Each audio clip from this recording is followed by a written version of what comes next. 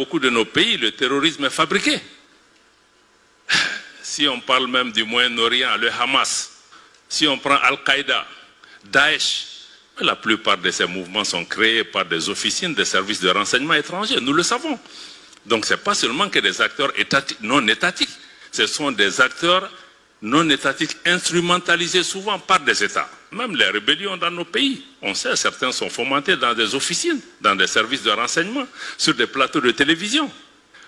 Donc il y a le rôle de ces forces extérieures qui sont là souvent pour créer l'instabilité. Le terrorisme, c'est une distraction. Parce que vous savez, on ne peut pas lutter contre le terrorisme si on ne sait pas qui est le terroriste, il vient d'où, qui le finance, quelles sont les motivations. Pourquoi on veut nous distraire? Il y a une compétition souvent pour des positions géostratégiques ou pour le contrôle de nos ressources. Donc, il ne faut pas qu'on nous distraie pour dire que bon, c'est djihadiste et tout ça. Il ne faut pas mettre l'accent. Non, ce sont des terroristes. Point final. Donc moi je crois que ça c'est important.